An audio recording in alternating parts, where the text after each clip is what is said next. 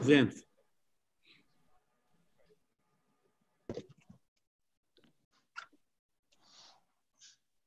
Oi, Zótolo. Tudo bem? Tudo bem, Inê? Ah, como vai? Você está boa? Graças a Deus, estou bem. E você? Tudo bem. Para quem não conhece, essa é a esposa do comandante Recife. Marcel, eles estão vendo quem está. Eu vendo. Inês, Olha Ferreira. Tudo bem, Inês? Que bom ver vocês. Nossa, que saudade. Nós também. Todos bem, todos Se bem. preocupa aí com o teu corpo. Aí, se não é meu corpo, tem quebrado o vidro. Presente. Pé, Boa tarde, pessoal. Aqui é Caio.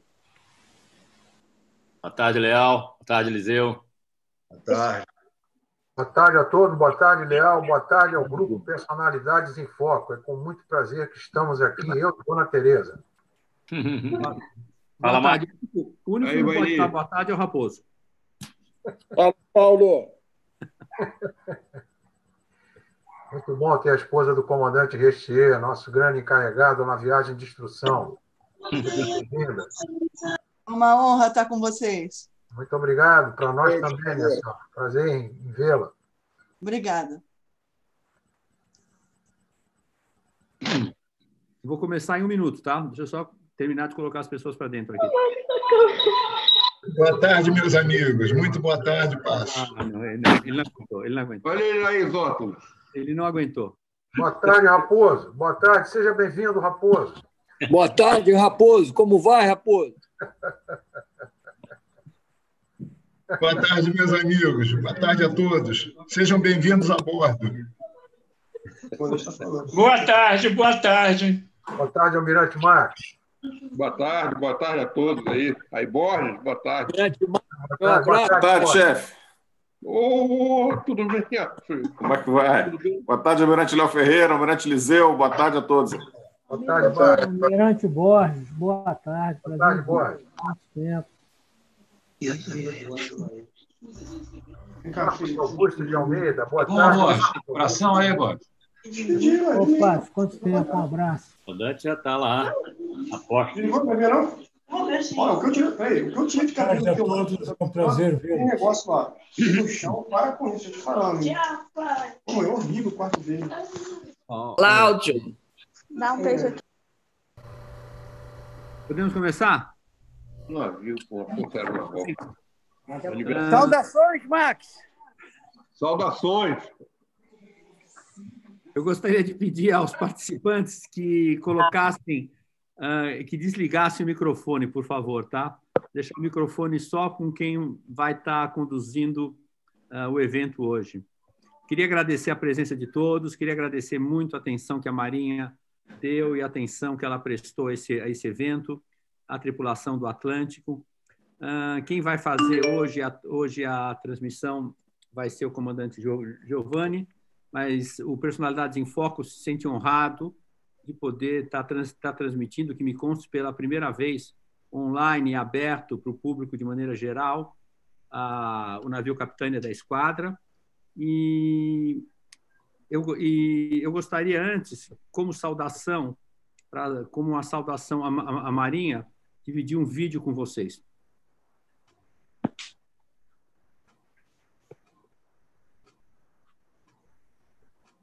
Deixa eu dividir a tela.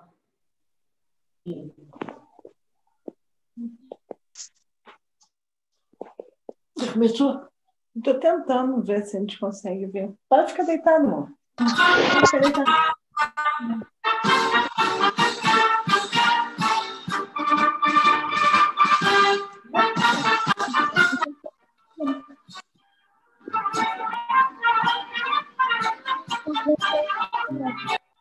Estou vendo as telas, tá vendo? Uhum. Não se preocupem, noite de lua, vai deslizando do lado azul. O meu navio também flutua, os verdes mares de norte a sul. E na galera de noite apagada, vai navegando no mar. Saudade da pátria que tem tanto tempo, quanta alegria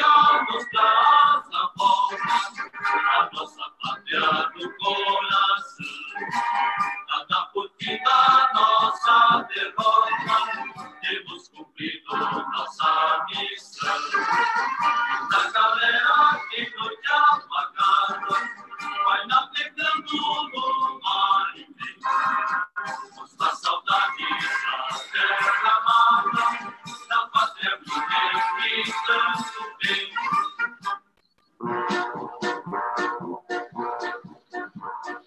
Qual linda garça que ali vai cortando os mares, vai navegando sob o belo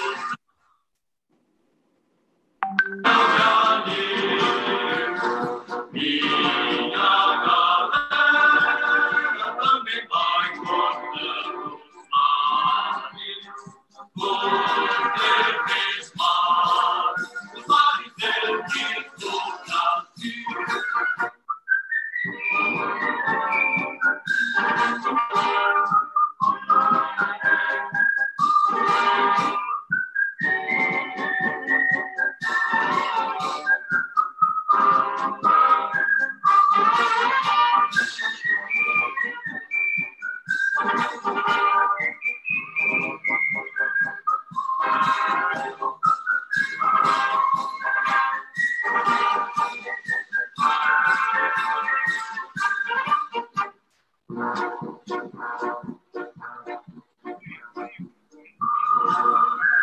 Pô, o meu também.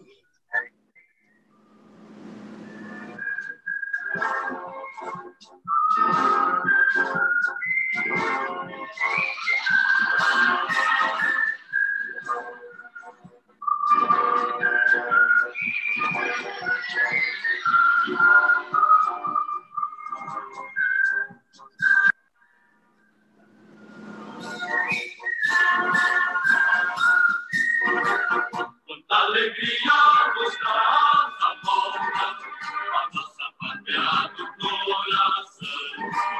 Nada por fim da nossa derrota, temos cumprido nossa missão. Quanta galera em noite apagada, vai navegando no mar imenso, com a saudade da terra larga.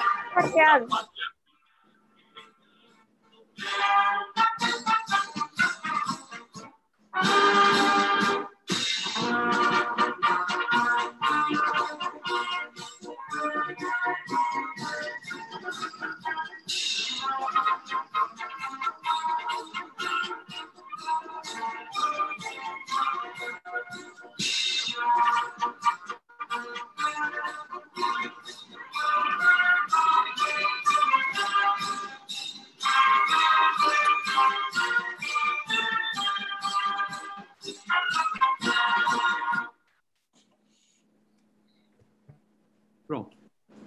Esse hino é muito bonito, né? Eu queria, para dar as boas-vindas, para iniciar o evento de hoje, passar a palavra ao Almirante Léo Ferreira. Por favor. Boa tarde, comandante-chefe da esquadra, Almirante Melo. Boa tarde, comandante Giovanni, comandante do Atlântico. Boa tarde, senadora Ana Amélia, que sempre nos prestigia aqui.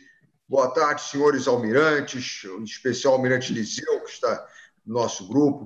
Quero fazer uma saudação especial ao Las Grael, nesse dia dedicado ao mar, um dos grandes marinheiros que o Brasil tem. Almirante Melo, Almirante Giovanni, é com muita orgulho, com muita alegria, com muita emoção que nós, nesse grupo hoje, acompanhado de pelo menos 250 participantes, fora aqueles que estão no YouTube, nós embarcamos outra vez no Atlântico e nos fazemos ao mar. Eu diria que esse dia é especial para o Grupo Personalidades em Foco, é um motivo de muito orgulho para todos nós, e eu tenho certeza que, ao final desse encontro, nós teremos uma visão melhor de uma das mais novas unidades da Marinha do Brasil. Então, eu quero desejar a vocês uma boa singradura no dia de hoje, e eu tenho certeza a todos que todos presentes terão um final de sexta-feira, apesar do dia aqui no Rio de Janeiro, e vocês estão no Rio, ser um dia um tanto quanto em inglês, nada melhor para o Atlântico, que vem da Inglaterra, né? Um dia, uma temperatura inglesa, um tempo inglês, mas eu tenho certeza que nós teremos um excelente e radiante dia. Muito obrigado a vocês por estarem nos proporcionando essa oportunidade e, mais uma vez, o nosso orgulho e a emoção enorme de estarmos de volta visitando o Atlântico. Muito obrigado a todos. Passo a palavra agora à Sabrina, né, vai conduzir o evento. Na realidade, quem vai estar conduzindo é o Liseu e a Sabrina. A Sabrina a bordo, o Liseu daqui. Liseu lá de Nova York, longe, para bom, mas aqui presente, para que ele conduza o evento. Boa tarde, Liseu. Obrigado, Léo. Boa tarde. Primeiramente, boa tarde a todos. Satisfação em ver vários conhecidos aqui. O Léo já saudou a todos. Eu queria saudar especialmente o Almirante Melo, o nosso comandante em chefe da esquadra, dizer que esse evento do Personalidades em Foco é uma homenagem à esquadra, a todos os homens e mulheres que trabalham diuturnamente e em silêncio em nossa esquadra. E pela proximidade do aniversário da aviação naval, 104 anos, a ser comemorado no domingo, uma comemoração diferente hoje, onde a gente vai poder visitar o Capitânia da Esquadra e o porta-helicópteros multipropósito Atlântico. Então, obrigado por nos acolher. E ao comandante do navio, o comandante Giovanni, que nós teremos a satisfação de acompanhar numa visita. Tá? Também agradeço por nos receber a bordo e estamos ávidos aqui para ver o que você tem a nos mostrar, especialmente, eu acho que para o público civil será uma grande oportunidade de conhecer um pouquinho do navio. O evento se dará da seguinte forma: uma visita inicialmente, coordenada pelo comandante Giovanni, comandante do navio. Depois nós vamos para uma sala onde estarão o Comenche, comandante em chefe da esquadra, o Almirante Melo, o comandante Giovanni e a Sabrina, do grupo Personalidades em Foco, que será a mediadora, então, num debate, algumas perguntas que poderão ser feitas. Tá? Então, Giovanni, a palavra está contigo. Vamos prosseguir e boa sorte.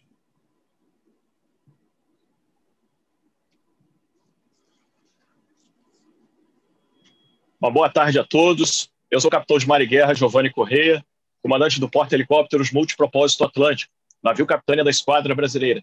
Para mim é uma grande satisfação e uma grande honra poder prover essa visita virtual às instalações do navio, para que as pessoas consigam conhecer um pouco mais das nossas atividades e ver como desenvolvemos toda essa vigilância da nossa riqueza na Amazônia Azul. Vamos começar a nossa visita pelo nosso passadiço, que é de onde efetivamente nós manobramos o navio. A partir de agora eu vou usar a minha máscara de proteção facial em cumprimento aos protocolos de prevenção ao Covid a bordo.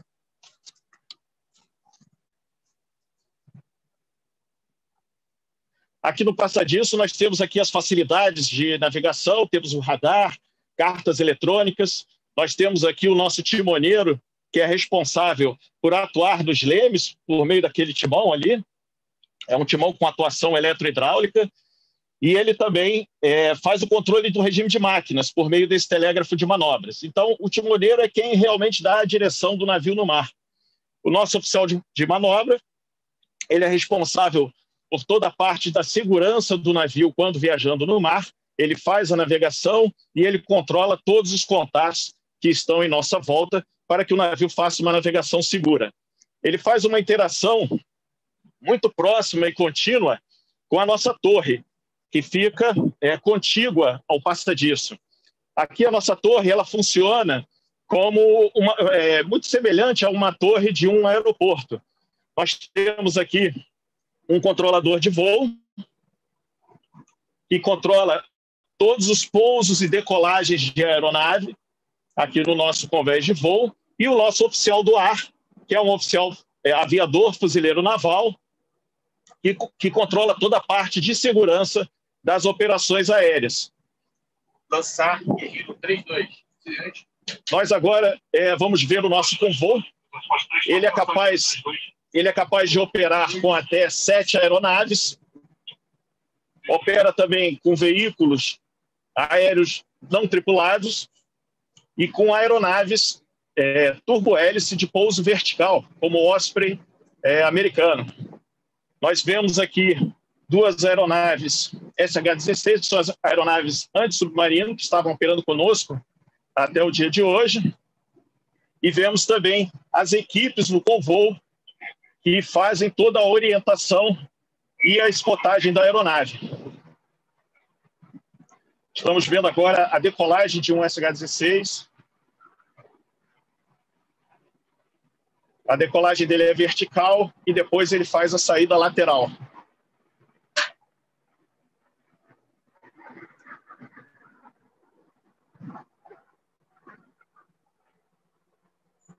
Nós vamos descer agora para essa região do convés de voo, que é uma região onde nós conduzimos todas essas atividades de operações aéreas e vamos ver como essa equipe funciona. Mas antes, eu vou passar aqui na parte da Câmara do Comandante para que todos possam ter uma ideia de como são as instalações aqui a bordo. A Câmara do Comandante ela fica apenas um convés abaixo aqui do passadiço e da torre, e essa localização ela é muito importante, porque o comandante ele precisa sempre acompanhar as operações aéreas e a condução do navio. E em qualquer situação de emergência, ele subiria rapidamente aqui e tomaria o controle da situação. O nosso navio ele tem a capacidade de levar até 1.100 tripulantes, podendo estender até 1.400. Nós temos vários tipos de instalações a bordo para acomodar todo esse pessoal, mas em termos de mobiliário, as instalações são muito semelhantes a essa aqui, que é a câmara onde eu fico aqui em viagem. Nós também estamos preparados para levar mulheres a bordo, nós podemos ter tripulação feminina a bordo, temos alojamentos específicos para as mulheres, e dentro deste número de 1.400 tripulantes, nós podemos levar até 750 fuzileiros navais. Isso nos dá uma capacidade muito grande de transporte de tropa e projeção dessa tropa em terra ou para uma operação anfíbia ou para uma operação de ajuda humanitária. Nós agora estamos descendo para a sala de briefings de operações aéreas. O navio ele não fica com as aeronaves a bordo quando está no porto. Essas aeronaves elas ficam nos seus esquadrões, que ficam em São Pedro da Aldeia, e quando o navio sai da Baía de Guanabara, essas aeronaves embarcam com um grupo que nós chamamos de destacamento aéreo embarcado. Esse grupo, ele tanto nos auxilia na manutenção das aeronaves, quanto na condução das operações aéreas no convoo. Essa sala de briefings de operações aéreas é uma sala que nós utilizamos diariamente para fazer um briefing com todas as estações do navio e esse destacamento aéreo embarcado, em que nós discutimos toda a programação de voo do dia. O objetivo dessa sala é verificar se há alguma incoerência na programação, alguma diferença entre os voos programados e, caso isso ocorra, ele é devolvido para a sala de planejamento. Nós vamos descer agora a estação de controle do convoo, que é uma estação que controla toda a movimentação de aeronaves entre o hangar e o convoo. É uma área onde eu vou colocar o meu equipamento de proteção individual para poder adentrar na área de operação de aeronaves. E nós vamos ver uma movimentação da equipe na parte de pegamento da aeronave no chão, no convoo. Essa equipe fixa a aeronave ou o navio por meio de correntes para evitar que durante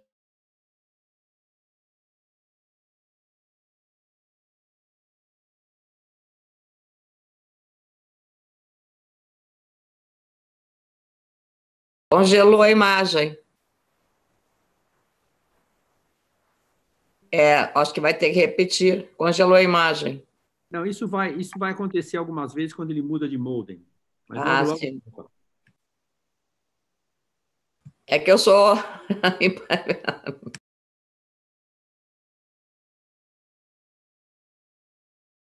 Desculpa, Paulo, desculpa, eu sou impaciente mesmo.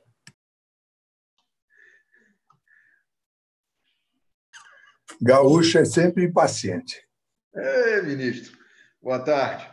Obrigado, ministro. É isso aí. E Ariano, pior ainda, né? Ariano, pior ainda. Nossa, aí não dá. E se não tiver chapéu, aquele lenço de vermelho, então pior. Tudo bem aí com você? Está no Rio Grande? Abaixo de zero? Não, eu estou aqui cuidando para esses deputados manterem o veto do Bolsonaro. Eu estou cuidando do Bolsonaro aqui. Ah, bom. Então tá bom. Então tá num clima bom. Tá quente aqui em Brasília. São Paulo está 9 graus agora. Eu queria estar em Canela, na minha casa. Com a lareira acesa.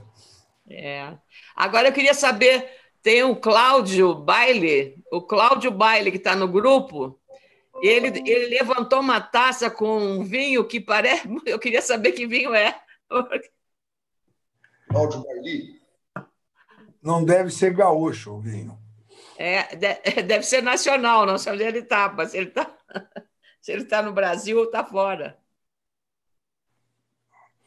Pois é, essas coisas que a gente perde a guerra, né? Quando perde a conexão, hoje em dia não dá para apertar os botões para dar o tiro no canhão. Essa é a dificuldade ainda, né? Chegamos a esse nível de sofisticação. Apesar de que você sabe que as plataformas da Petrobras estão sendo cada vez mais todas operadas de terra aqui no mar, fica a equipe de segurança o backup é no mar, na verdade a operação é em terra. Exatamente. Eu fui sócio de 2 pequenas hidrelétricas no Mato Grosso e elas eram operadas remotamente. Uma sala com computadores, com todos os indicadores e ninguém precisava ficar em loco. É impressionante isso. Alguma novidade? Dizer alguma novidade? Não. Voltou o Molden, não? Almirante, acho que o comandante lá perdeu o rumo, hein? Pode falar para mim. Tá lá. Voltou. Deixa eu ver aqui. Eu não estava te vendo, não.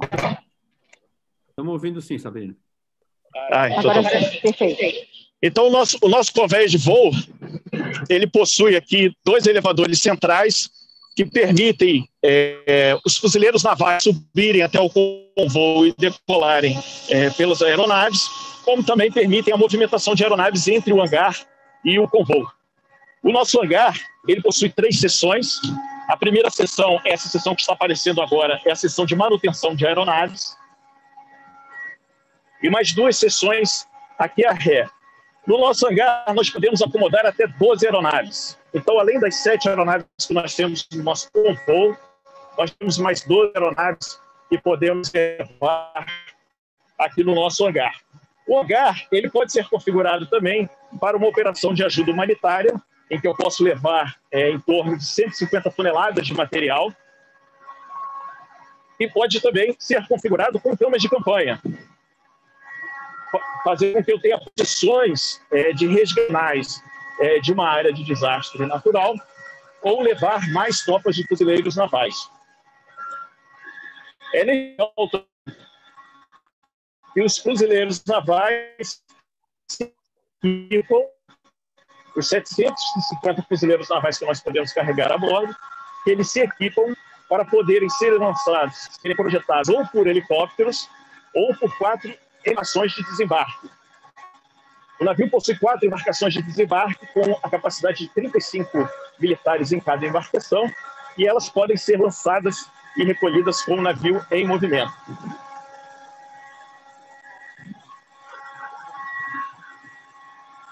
De tanto apertar aqui. Seu microfone está...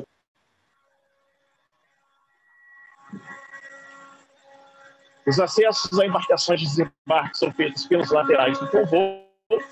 Então, aqui os fuzileiros se equipam, entram nos elevadores de aeronave e são levados até o convô para sair de helicópteros. Essa é a configuração padrão de um fuzileiro equipado.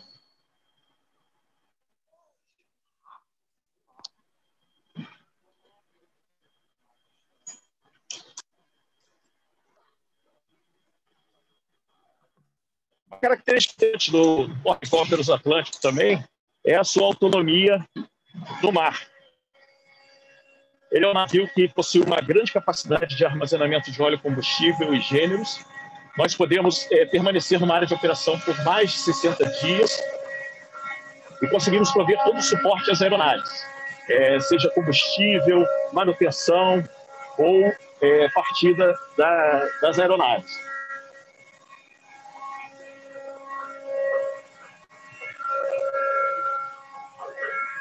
Nós estamos subindo agora para continuar a nossa visita.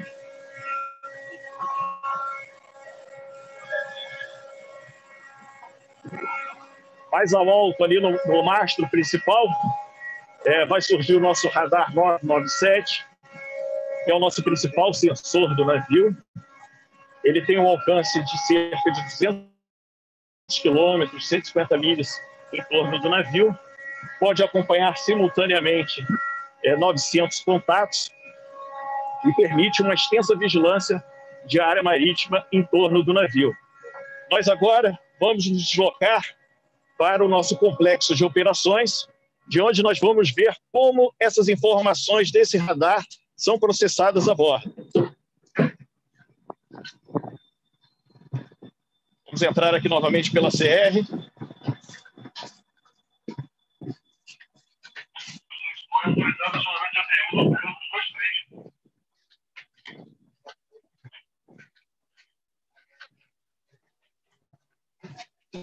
O complexo de operações do navio, ele é dividido em vários níveis. O primeiro é composto de vários centros de comando e controle. O primeiro centro de comando e controle que nós vamos visitar é o de mais alto nível em termos de gerenciamento de ação. Ele é o centro de comando e controle conjunto e ele é dedicado a abrigar ao trabalho de um Estado-Maior das 3 Forças Armadas, que nós chamamos de um Estado-Maior conjunto. Ele é ligado à banda satelital, comunicações satélites, e ele permite que o navio se comunique com um centro de comando e controle em terra.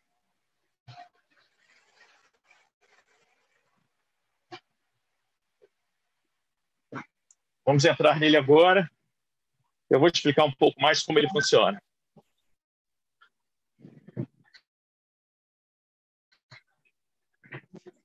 Aqui nós temos o Centro de Comando e Controle Conjunto, um compartimento destinado a um Estado-Maior que pode ser procurado como um Centro de Comando e Controle Conjunto, em que nós teríamos aqui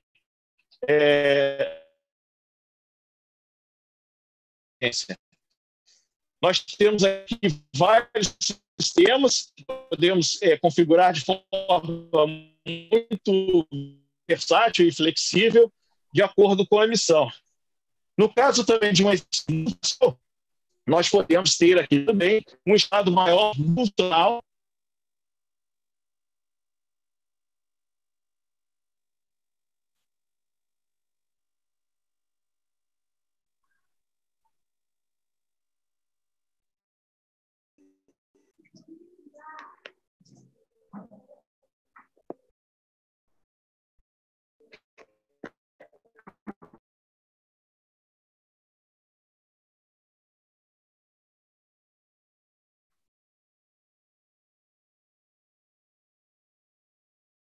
Perdemos o sinal de novo, Sabrina.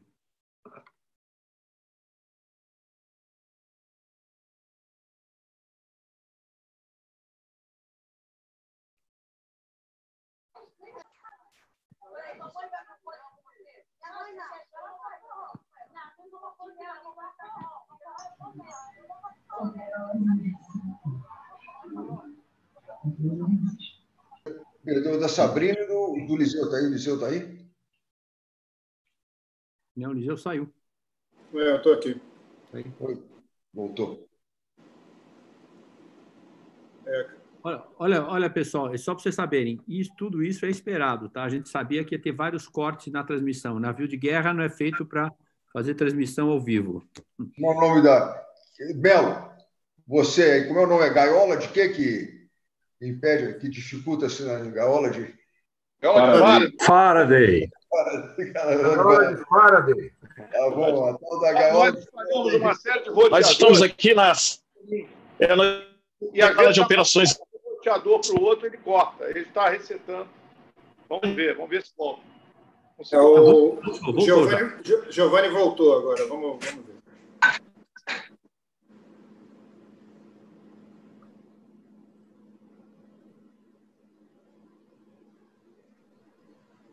Saiu de novo.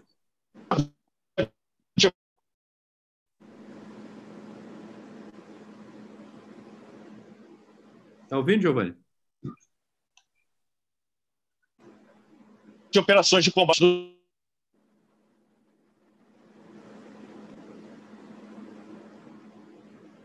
Giovanni, você está ouvindo?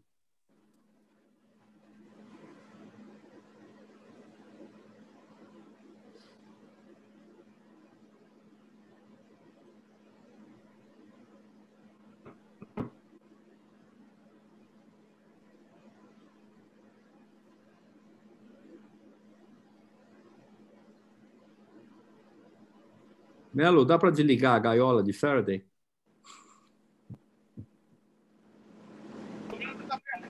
Vamos ver.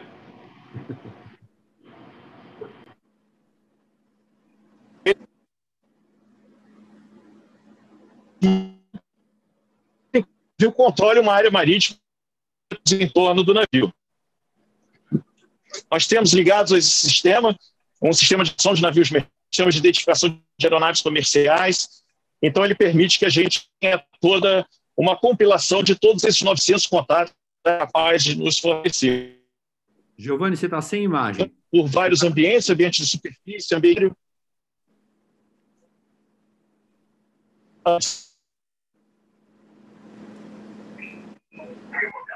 E aqui ao lado nós temos os canhões. Você tá sem imagem, Giovanni. Está certo.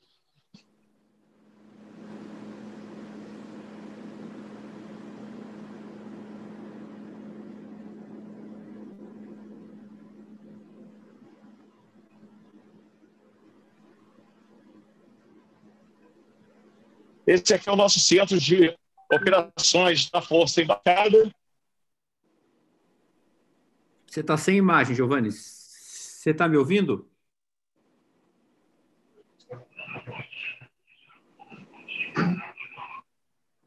Para a gente aqui está normal.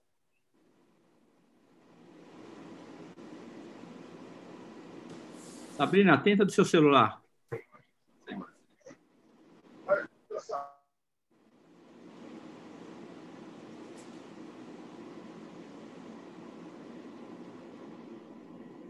Quando você foi para a SR, parou já. Aí o elevador. Aí ficou legal.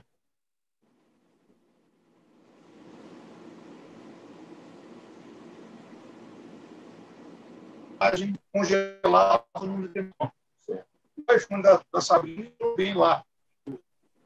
Não sei se você consegue um roteador aí. Quer dar Wi-Fi?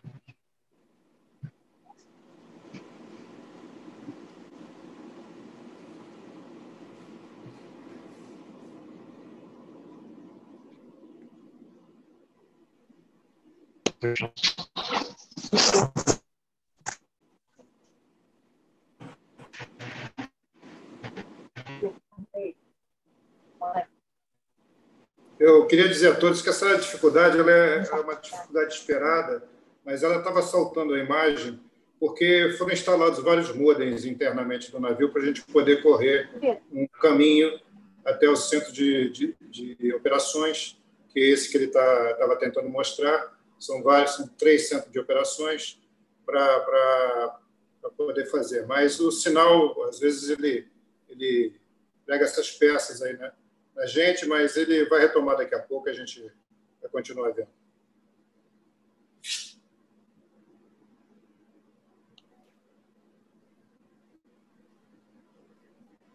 Como a gente diz,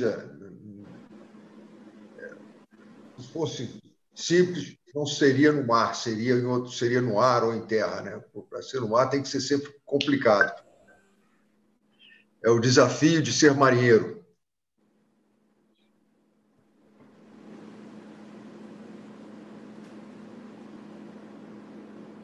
A perda de sinal está acontecendo, Eliseu, na hora que troca de modem, né? Mas agora ele está caindo, caiu mais forte agora. Não entendi por quê. Pode ter saído algum modem.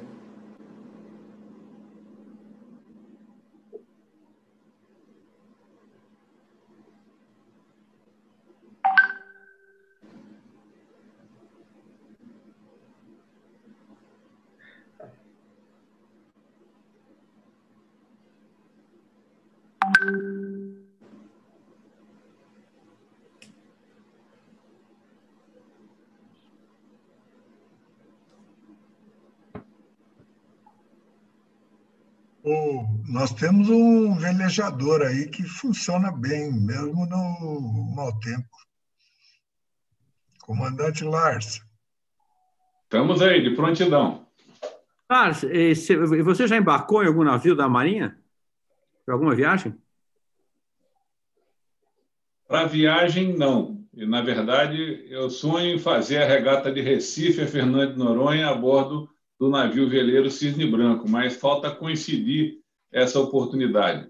Mas estive a bordo do porta-aviões, navio Aeródromo São Paulo.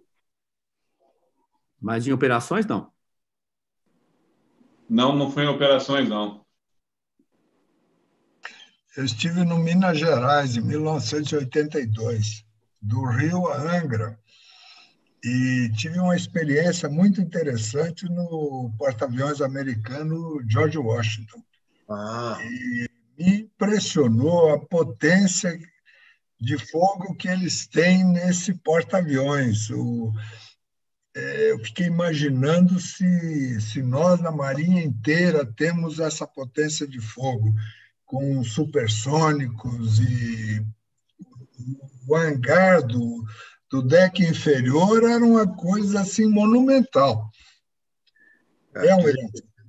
A primeira Força Aérea do mundo é a da Força Aérea Americana, a segunda da Marinha Americana, a terceira dos Fuzileiros Navais Americanos, e a quarta seria de um desses porta-aviões sozinho. Mas isso é um pouco de exagero, claro. Mas, olha, eu fiquei impressionado. Tá, Almirante, estamos de volta aqui no nosso COC. Conseguimos restabelecer aqui a conexão. Tá bom. Onde você está? Eu estou entrando no COC do navio. Mas você achou a imagem? Achei a imagem agora. Espera um pouquinho. Ô, Giovanni, você vai ter que voltar um pouco aí, porque nós perdemos muita coisa, tá? Eu não sei se dá. Pode não. Talvez fosse bom, porque vai voltar, vai perder outra vez, porque o sinal deve continuar ruim onde ele estava. Talvez seja bom de começar, pelo menos. Querem começar ali pelo COC conjunto, de novo? Eu não estou vendo a sua imagem, Giovanni.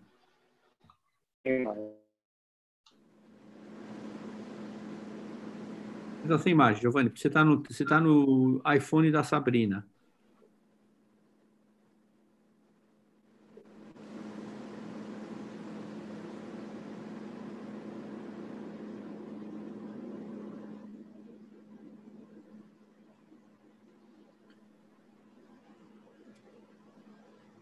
Talvez, se não se movimentasse muito, seja mais a fixação da imagem mais fácil.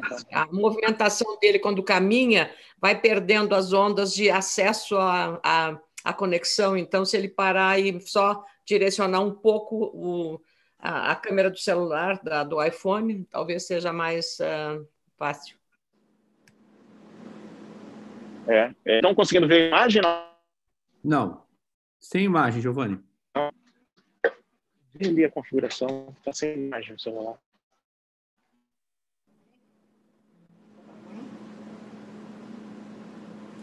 Agora está caindo isso. Sabe o que eu ia sugerir, Eliseu? Vamos lá para a sala onde está o Almirante Melo. Vamos fazer as perguntas lá enquanto eles restabelecem. Vamos inverter a ordem. Em vez de deixar as perguntas para o final, deixamos as perguntas para o meio agora. Depois a gente volta quando o modem estiver restabelecido. Você não acha? Podemos alterar. Ele encontrar um local, né? Porque provavelmente algum desses roteadores deve ter caído e perdeu a conexão lá embaixo. Então, Melo, você está na escuta? Boa tarde, Almirante. Forte, claro. Estou na escuta, forte.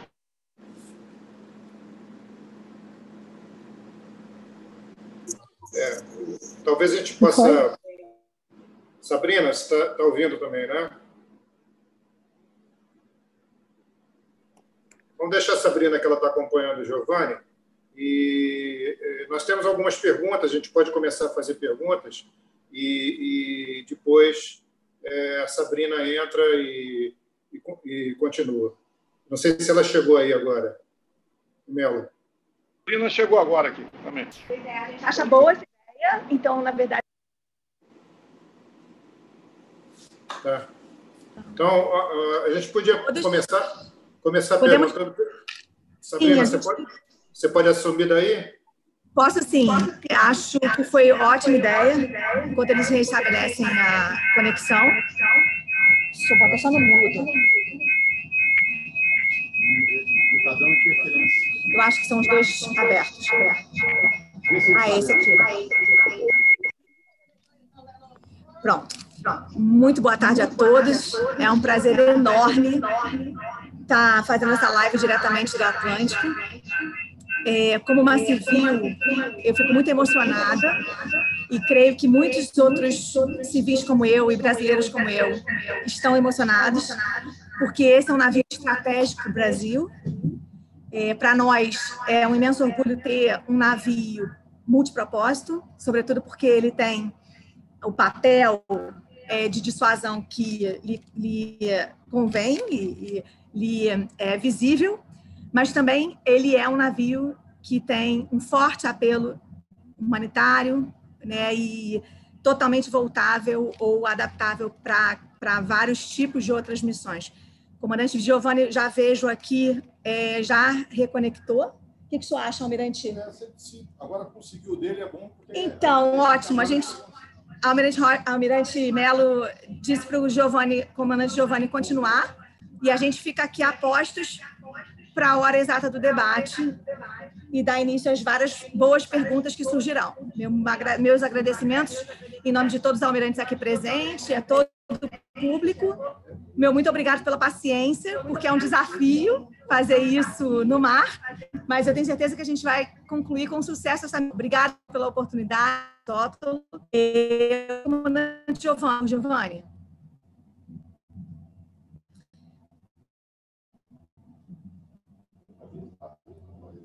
Giovanni, tá. Tem que tirar do mudo, só. Pois, perfeito.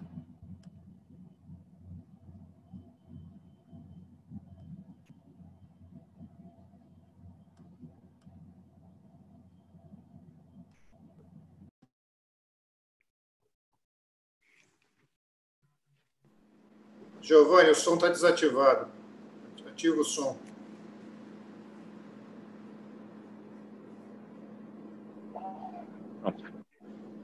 Nós estamos aqui no Centro de Operações de Combate do navio, de onde nós realizamos o controle de todas as operações de bordo. Nós dividimos essa região.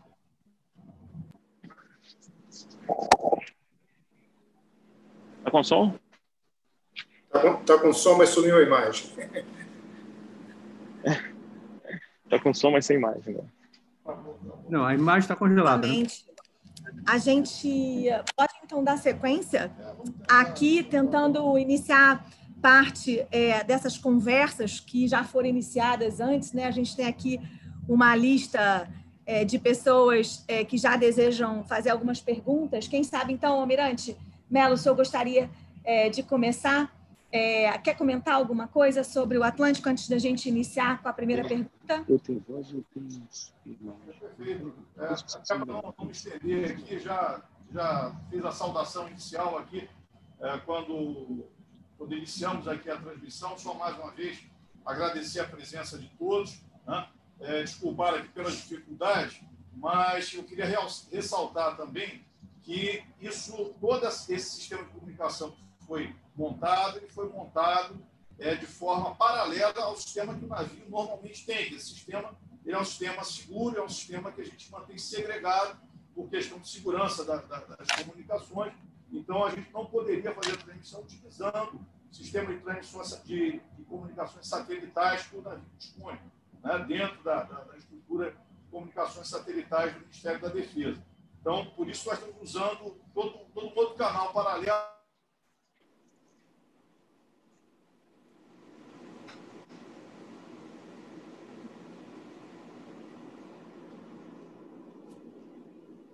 Ficou sem som. Está sem som, Melo. Perdeu o som do almirante. Acabou de perder o som. Comandante Giovanni, o senhor nos ouve? Eu estou ouvindo bem. Estão nos ouvindo? Agora sim. Agora sim. Então vamos continuar aqui.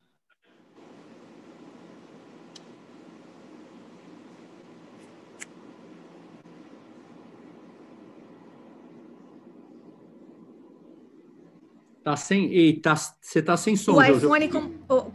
Isso, perfeito. Agora tirou o mudo. Pode começar, comandante. Pode começar. Então, vamos lá. Nós estamos agora no Centro de Operações de Combate do navio, de onde o navio controla as suas operações.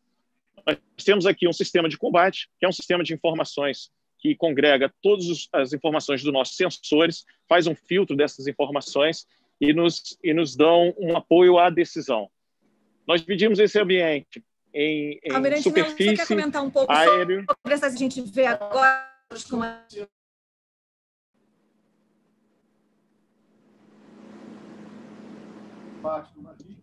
Então, ali nós vemos operadores... O controle das nossas aeronaves.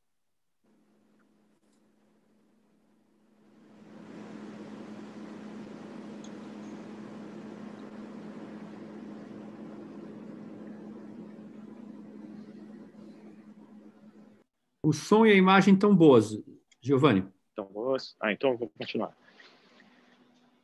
Nosso sistema de combate, ele é o principal sistema de apoio à decisão do comandante. Ele pega os sinais do radar 997, que é aquele que nós vimos lá fora, um radar que tem um alcance de 200 milhas náuticas, de 150 milhas náuticas, cerca de 200 quilômetros, e ele traz toda essa compilação de uma área marítima em torno do navio. Então, o navio ele consegue fazer um grande monitoramento da nossa Amazônia Azul e de todos os contatos que estão ou na superfície do mar ou no espaço aéreo a essa distância. Esse sistema ele é interligado com vários outros sistemas, como o sistema de identificação de navios mercantes, o sistema de identificação de aeronaves comerciais, e juntamente com o nosso radar, ele consegue dar uma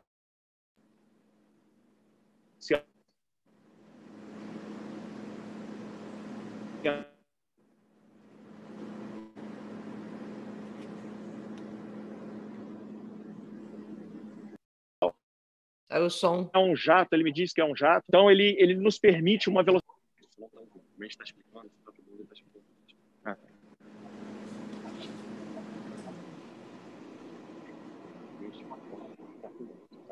Como? Não.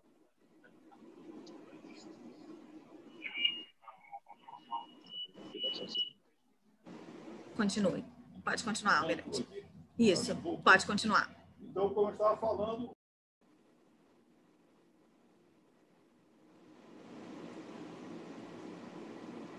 microfone. Almirante Eliseu não está ouvindo. Então, eu acho que é o meu áudio pelo qual o senhor está falando. Pode continuar. Os senhores me ouvem? Sim. Então, eles estão te ouvindo por meio do meu áudio. Pode continuar, Almirante. Fale. Mas o Giovanni está super bem. Pode falar. Está capturando. Tá, sim. Agora está conseguindo ouvir? Pelo áudio da Sabrina. Longe. Sabrina, ele não pode ficar no teu lugar onde você está, Sabrina. Não, mas o Giovanni agora está dando para ver bem. Você está com som aí, Giovanni? Estou com som, sim. Estão me ouvindo? É perfeito, alto e claro. Estão me ouvindo? Forte Sabrina, claro.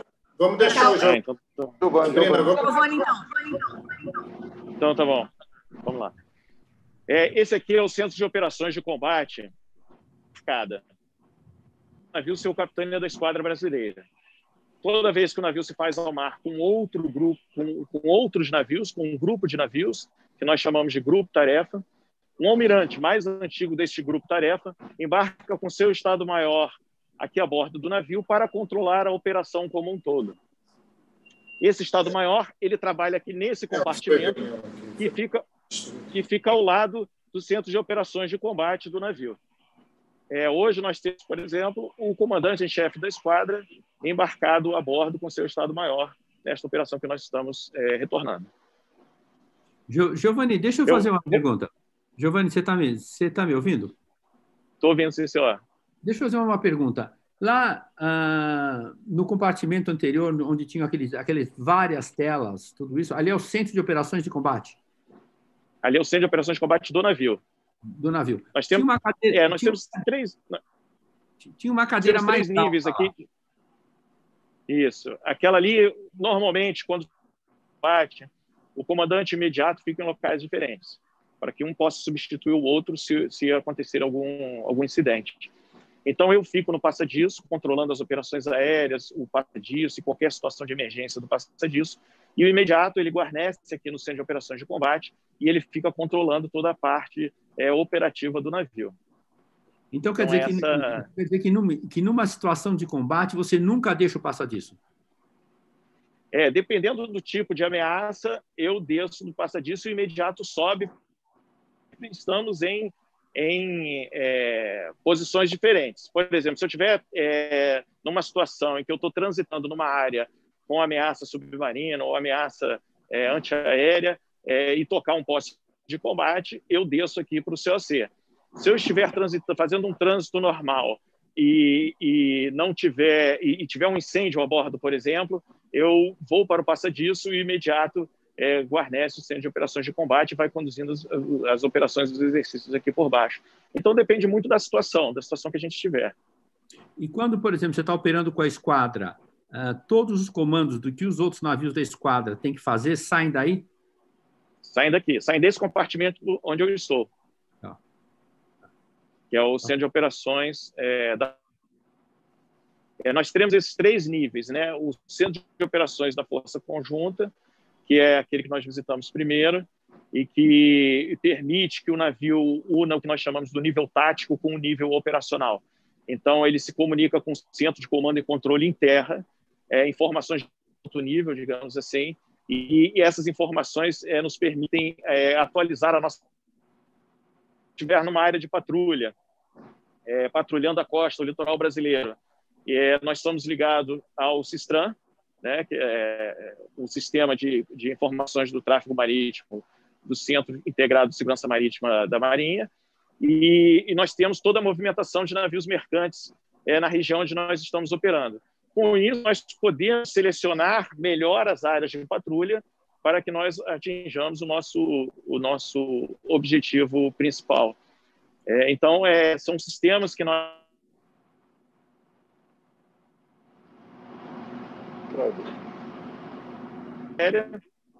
chamado escudo antiaéreo, em que o sensor do navio ele foi utilizado como uma extensão dos sensores da Força Aérea em terra, em proteção a uma instalação estratégica.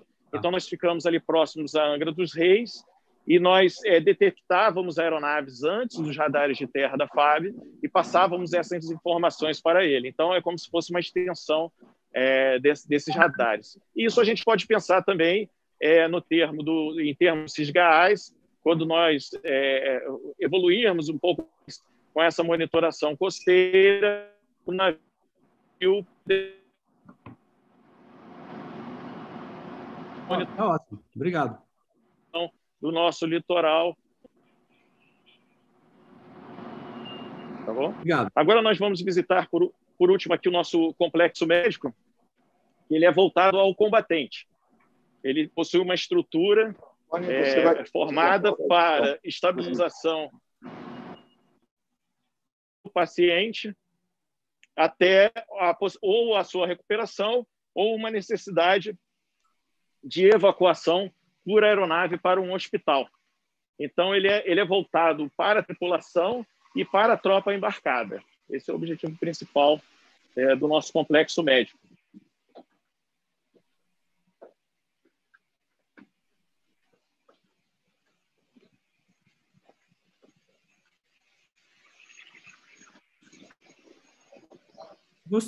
Vocês não se perdem aí dentro, não? Às vezes deu para os Aqui nós temos o nosso complexo médico. A Márcia, chefe do departamento de saúde, ela representa aqui a inserção das mulheres no setor operativo da Bahia. Eu havia falado antes, o navio ele possui recursos para ter mulher embarcada. Nós temos aqui alojamentos separados, específicos para as mulheres. E a Márcia, ela representa essa inserção da mulher no setor operativo. A nossa ideia, aos poucos, conforme as mulheres forem se formando nas nossas escolas, a gente ampliar um pouco mais essa participação da mulher. Por favor. Aqui nós temos a sala de trauma. Ela é uma sala para fazer o primeiro diagnóstico do paciente. O paciente é trazido para cá e avalia-se se ele vai para a enfermaria ou se ele necessita de alguma cirurgia para ser estabilizado. Se precisar de uma cirurgia, ele já é prontamente encaminhado para essa sala ao lado, que é o nosso centro cirúrgico, que possui capacidade de fazer cirurgias de médio porte. Após essa intervenção cirúrgica, o paciente é deslocado para uma unidade de tratamento intensivo até a sua estabilização. Uma vez estabilizado, ele é direcionado ou para o helicóptero para um hospital ou para a nossa enfermaria.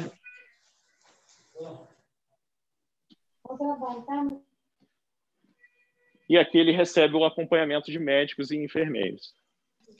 Ô, Giovanni. Pois não?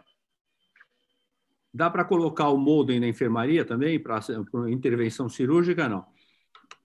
Está precisando. Aqui, realmente, a parte metálica do navio ela causa muitas interferências, né? A gente reposicionou aqui o modem em alguns pontos, realmente, dependendo da posição do navio, ele acaba caindo o sinal. Mas aqui eu encerro a nossa visita e, a partir de agora, eu me deslocarei. Espero que, dentro do possível, que tenham gostado e acompanhado um pouco aqui das nossas atividades a bordo do navio. Não, foi muito bom. Obrigado, Giovanni. Tá bom, vamos deslocar aqui para a área de debates para a gente continuar a parte de perguntas. Tá bom? Afirmativo. Vocês ouvem a gente agora aqui da sala? Perfeito, forte e claro. Maravilha. Então, a gente, enquanto aguarda o comandante Giovanni, eu estou aqui do lado do almirante Melo e acho que a gente pode iniciar. Bom, acho que temos muitas perguntas. Esse certamente é um navio que traz uma série de curiosidades. Foi um navio que foi recentemente utilizado num exercício importantíssimo, que reúne marinhas de todas as Américas. É um navio que também tem um envolvimento importante para a segurança marítima da costa brasileira. Ele é um navio que também pode coadunar aqui no Centro de Comando e Controle Conjunto membros da Polícia Federal, membros da Receita Federal, enfim, na atuação do que a gente chama de segurança integrada. Eu queria, então, convidar a Eliane Castanheda para começar a nossa fase de debates. Eliane, você me escuta? Não, ela está tentando entrar e não tá conseguindo. Passa para a segunda e eu te aviso quando ela entrar. Perfeito. Eu vou convidar, então, agora o Lars Grael, que vai ser o primeiro a debater. E, Lars, fique à vontade aqui para abordar tanto o almirante Melo, que está aqui do meu lado, quanto o comandante Giovanni, que acaba de se posicionar e já está já com o fone de ouvido instalado. Pois não, por favor, Lars, pode fazer a sua pergunta. Almirante Melo, comandante Giovanni, apesar de toda a dificuldade de transmissão, é um orgulho conhecermos o navio porta-helicópteros Atlântico. Eu sou de uma geração que, velejando meu pequeno barco à vela, nós tínhamos um orgulho muito grande de ver o navio aeródromo Porta-Aviões Minas Gerais. Depois conhecemos a fase do porta-aviões no navio aeródromo São Paulo, o antigo Foch, francês, que acho que pouco operou com pousos e decolagens de aviões de asa fixa. Pois bem, visitando alguns anos atrás a base aeronaval de São Pedro da Aldeia, eu vi a esquadrilha de aviões Skyhawk A4, que a Marinha, com muito orgulho, adquiriu anos atrás. Então, fica a pergunta, com essa estratégia de se ter um navio porta-helicópteros, como que fica a aviação de asa fixa da Marinha do Brasil, sobretudo os aviões com propulsão de turbina, e como que funcionará o emprego do Atlântico com helicópteros para assegurar o apoio aéreo adequado às operações navais, a fim de contribuir para a condição de pleno e pronto emprego do poder naval. Como que ele se encaixa com a estratégia da Marinha, com as futuras fragatas e com o submarino de propulsão nuclear? É a minha pergunta. Obrigada, Lars. Por favor, Almirante, fique à vontade.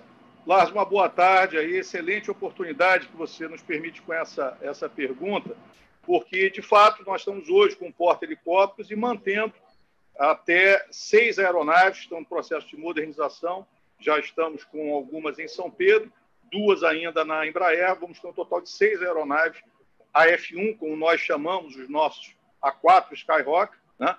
E eles vão continuar sendo empregados pela Marinha no que nós chamamos a manutenção da cultura de asa fixa, né? A Marinha ela mantém o seu programa de navio aeródromo, é um programa de longo prazo, dentro do planejamento estratégico maior da Marinha, mas é importantíssimo, e nós vimos algumas dificuldades quando da aquisição do São Paulo e o emprego com os AF1, em que nós precisamos, quando na definição, dentro do programa do navio aeródromo, de qual o navio vai ser empregado, ele está sincronizado com a sua ala aérea. Quer dizer, a obtenção ela tem que ser feita de forma em que, quando se adquirir a ala aérea e quando se adquirir o navio aeródromo, esses sejam completamente compatíveis, né?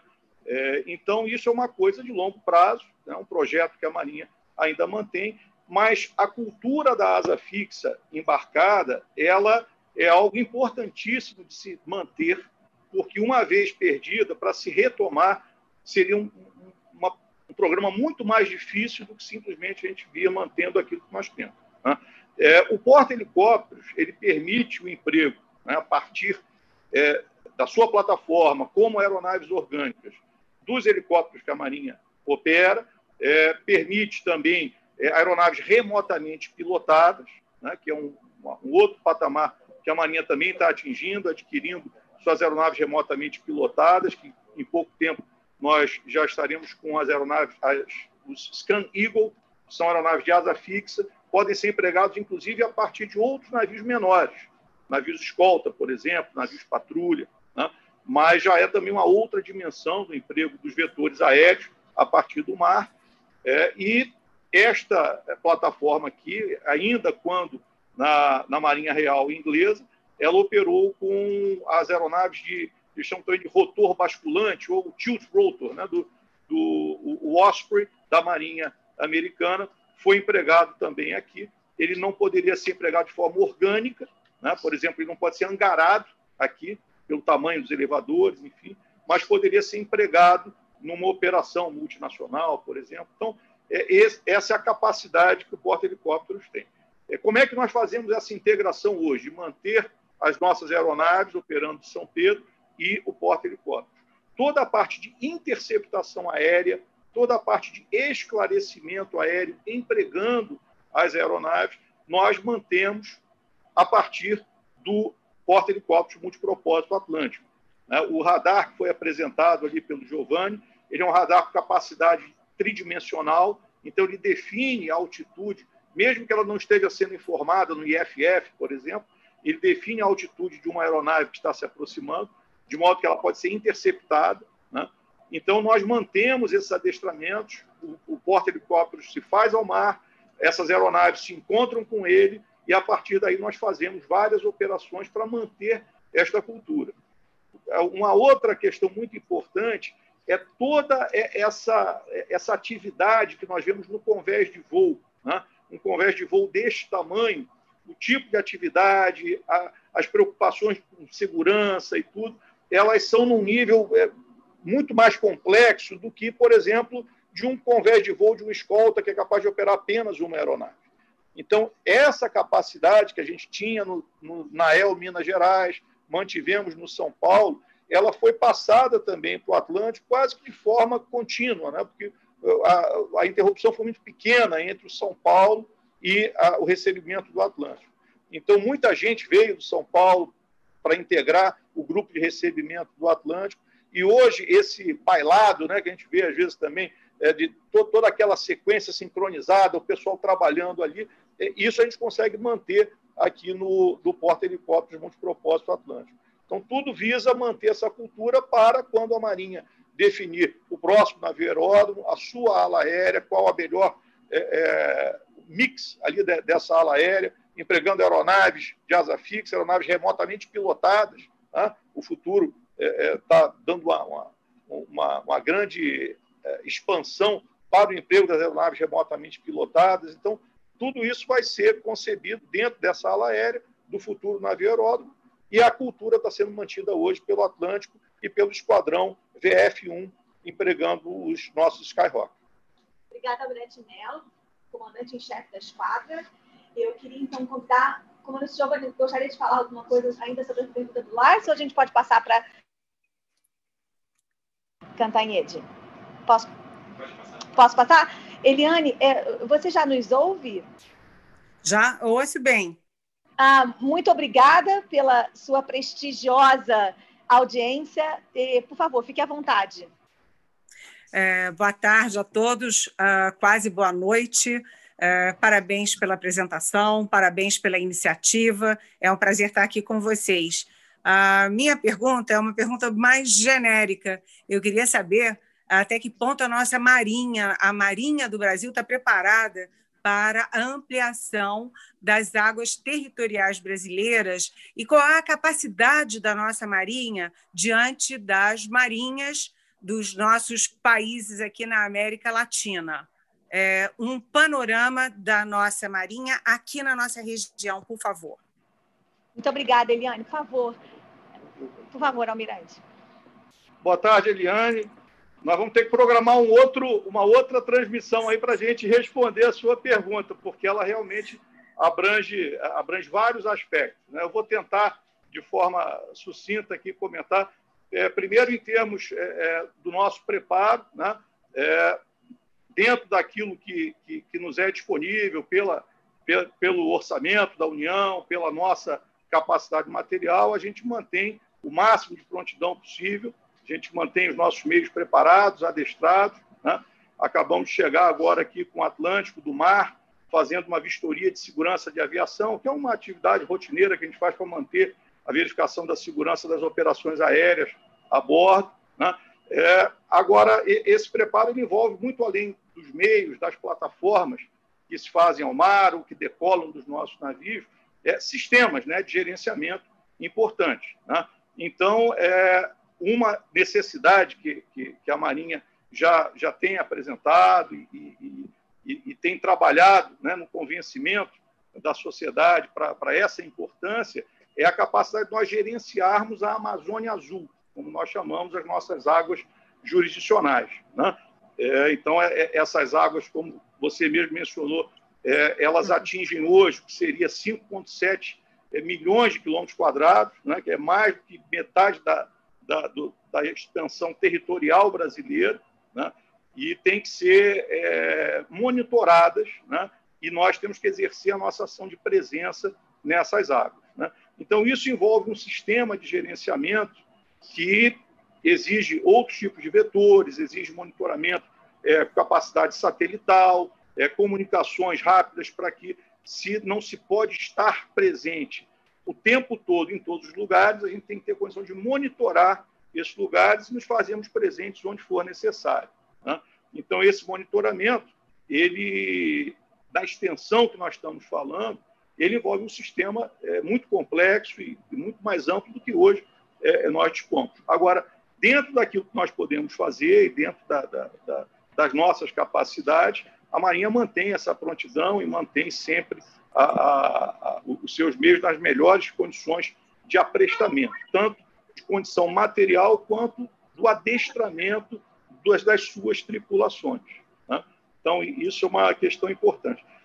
Com relação a outra pergunta, quer dizer, em que posição nós estaríamos com relação a outras marinhas, isso é algo até que a gente evita dizer em termos de ranking, né? É o primeiro, é o segundo, porque envolve várias capacidades, né? Então, há capacidades, às vezes, que não se medem só pelo número de navios. A marinha tal tem tantos navios, essa tem tantos. São navios que têm capacidades distintas, né? Então, a Marinha do Brasil ela mantém capacidades específicas, inerentes a ela, que outras marinhas no continente, hoje, por exemplo, não dispõem, né? Então, isso é algo que a gente procura manter um diferencial, né? Mas é difícil a gente dizer esta é melhor que essa. É uma coisa até que a gente procura evitar, porque não se mede em números, né? Se mede em capacidade. Um exemplo, né? Nós temos as nossas aeronaves, aí às vezes se compara, essa marinha tem X aeronaves, essa tem Y, mas às vezes uma determinada marinha tem condição de empregar aquelas aeronaves durante o período noturno, por exemplo, e outra tem uma dificuldade de empregar no período noturno porque não tem um determinado equipamento, não tem um determinado procedimento, né? Então, isso já é um desbalanceamento, né? Então, eu diria que dentro da nossa capacidade, a gente vem empregando da melhor forma e na plenitude aquilo que esses nossos meios, nossos navios, nossas aeronaves conseguem prover. Quanto à qualidade dos nossos oficiais, dos nossos militares da área da Marinha e também da Força Terrestre, da Força Aérea, eu não tenho a menor dúvida, nós estamos ali muito bem colocados, eu diria até no topo aqui da América Latina. Quanto a isso, não há dúvida nenhuma, né? Sabrina. Verdade, Eliane. A gente Sabrina. tem... Pois não. Vou só fazer uma pergunta para a Eliane. Eliane, você leu todos esses livros que estão atrás de você? Não todos. E eu tenho aquela velha mania de empilhar os livros para ler depois. E aí vou empilhando, porque eu tenho mania de comprar livro e não tem mais onde caber livro na minha casa. Daqui a pouco eu vou ter que botar livro na minha cama. Obrigado pela presença, Eliane. É só a cabeceira dela. Mas, na verdade, eu queria só lembrar que não custa lembrar que 95% do nosso comércio mundial passa pelo mar e que, a respeito da região, a gente tem a Marinha do Brasil conseguiu fazer a única bem-sucedida coordenação de área marítima das Américas. Então, lá nos anos 50, quando se estabeleceu a divisão entre a área do Atlântico Sul, do Atlântico Norte, Pacífico Sul e Pacífico Norte, a Marinha do Brasil foi a única que levou até o final, até os dias de hoje, a coordenação da área marítima da região para o Atlântico Sul, para a proteção do Atlântico Sul. Então, queria agora convidar o nosso amigo Denis, o Denis Godoy.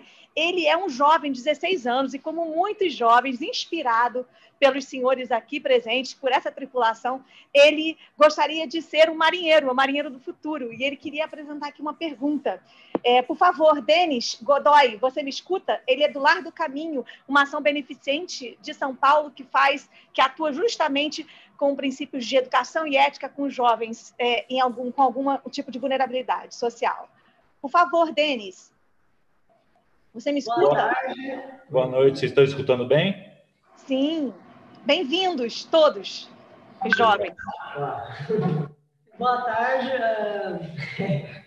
Primeiramente, eu quero agradecer a todos por esta oportunidade, né? Muito boa de estar com vocês. E também eu quero agradecer ao Paulo Zóculo também por essa oportunidade. E também ao Lar do Caminho. Ele sempre esteve ao meu lado, né? Quanto tempo faz você mora aqui? Eu estou no Lar do Caminho desde os 2 anos. Eu tenho 16 anos. Então, são aí uns 14 anos no lar. E a minha pergunta é o seguinte. Caso aconteça alguma morte, tipo... um conflito, né? Alguma guerra. Algum conflito. E alguém morreu. Qual o procedimento caso aconteça isso? Eu acho que ele está trazendo o seguinte, só um segundo para eu complementar aqui. Em resumo, vocês não têm medo de mexer com arma, de mexer com conflito, e como é que é essa sensação para vocês? Por favor, comandante Giovanni, por favor, fique à vontade. Boa tarde, Denis. Na verdade, nós nos preparamos para que não haja conflito. Então, a nossa atividade ela tem uma parte que nós chamamos de dissuasão. Então, quando nós mostramos que nós temos uma marinha operacional, uma marinha profissional e que tem várias capacidades, isso inibe outras nações, outros interesses de escalarem uma crise de conflito. Então, nós, na verdade, somos preparados para isso, né? Todo dia, todo o nosso trabalho, todas as vezes que nós nos fazemos ao mar, nós treinamos, nós tentamos atingir o máximo nível operacional para que essas situações de conflito não ocorram. Mas, se elas ocorrerem, nós estaremos prontos para enfrentar qualquer ameaça que se faça aqui ao nosso país e garantir a nossa soberania. Muito obrigado. Muito obrigada. Obrigada, Denis, mais uma vez. Em nome do Denis, na verdade, obrigada a todos os jovens que estão aqui presentes. Eu queria, então, passar a próxima pergunta para o meu professor, que eu acho que está aqui presente, meu ex-professor e meu querido amigo, professor Otávio Amorim. Otávio, você nos ouve? Estou te ouvindo, Sabrina. Perfeito. Muito obrigada pela sua presença. Estou muito agradecida e muito feliz.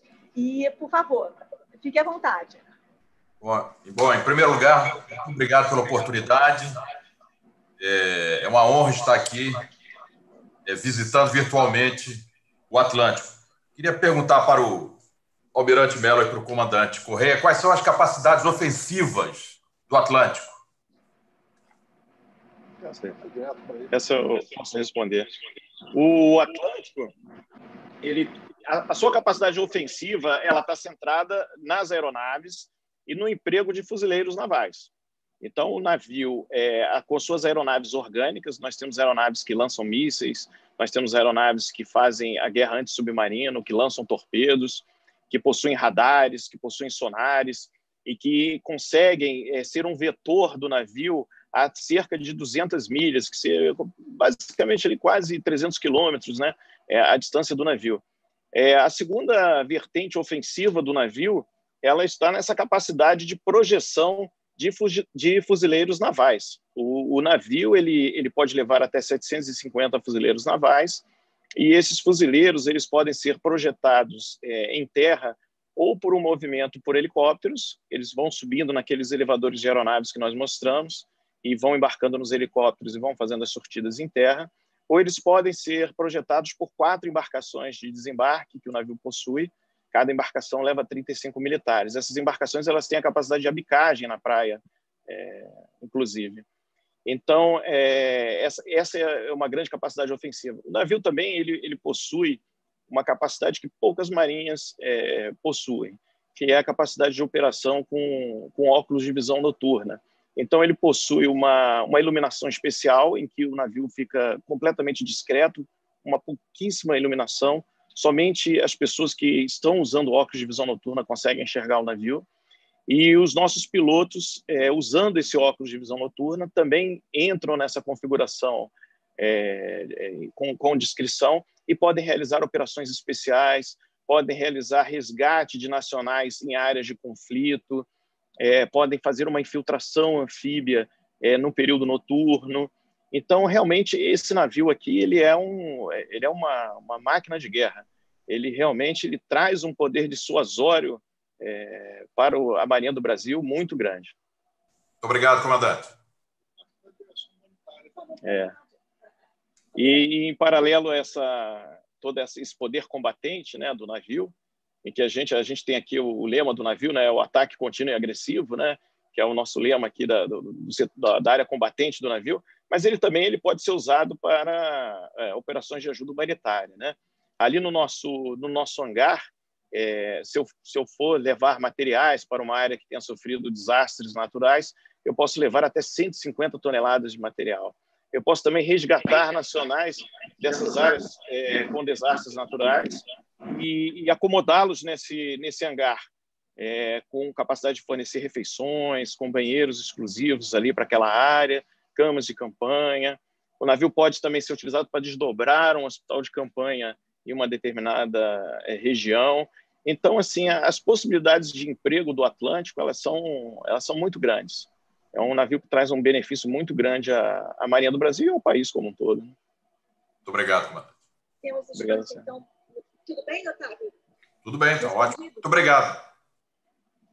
Sabrina. Muito obrigada, comandante Giovanni, mais uma vez. Eu queria, então, convidar o nosso querido comandante Raposo, aqui do Grupo Personalidades em Foco, para fazer a sua pergunta, Raposo, e, em seguida, a senadora Ana Amélia. Comandante Raposo, o senhor nos ouve? Eu estou falando. Consegue me ouvir? Consegue me ouvir, Sabrina? Desculpa. Vocês me ouvem?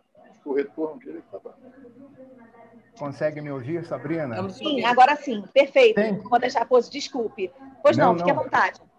Boa tarde, Almirante Melo. Boa tarde, comandante Giovanni. Eu não posso me furtar ao prazer de agradecer pela disponibilidade, pela disposição do senhor, do comandante do navio e de toda a tripulação, que nos honrou com esta apresentação belíssima.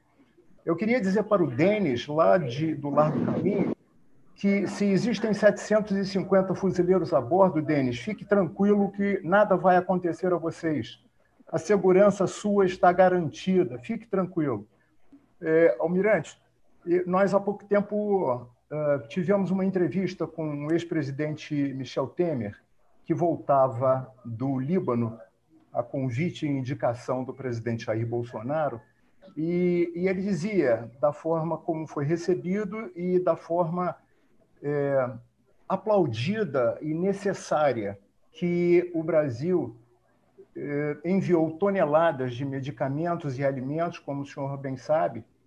A pergunta com a capacidade que o Atlântico tem, por acaso já se cogitou a presença do Atlântico, a bandeira do Brasil, naquele estado que hoje precisa tanto de ajuda humanitária? Muito obrigado mais uma vez. Por favor, Almirante, fique à vontade. Boa tarde, comandante. Satisfação em rever o senhor mais uma vez. Obrigado. Nós temos, é claro, sempre nós estamos prontos para qualquer contingência e dentro dos processos de planejamento da esquadra, nós já consideramos não só o Atlântico, mas, por exemplo, o navio Doca do Propósito Bahia, o navio Desembarque de Carros de Combate Almirante Saboia, com uma capacidade de carga, até porque especificamente seria levar material, basicamente, enfim, gêneros, material hospitalar, grande quantidade de carga, e que esses navios também poderiam atender sem que o Atlântico precisasse se deslocar e restringir, vamos dizer, o uso das demais capacidades dele enquanto ele estivesse fora, né? Então, esses navios foram considerados, em termos de planejamento, tempo que levaria, custo, quantidade de carga, né? Tempo que a gente teria do trânsito até lá, em termos de urgência, em levar esse material, e esses dados de planejamento todos foram apresentados, estão apresentados à disposição, caso haja decisão por parte do Estado brasileiro de empregar os nossos meios, a gente tem como cumprir, não há problema. E esse planejamento foi considerado como qualquer contingência, a gente até, por doutrina, a gente tem que estar planejando e sempre pronto. Então, isso já ocorreu, esse planejamento já existe, já temos os dados necessários e prontos para, caso haja demanda por parte do Estado brasileiro, atuarmos lá em apoio àquela nação amiga. Muito obrigado, Almirante. Muito obrigado, comandante Giovanni, e a toda a tripulação.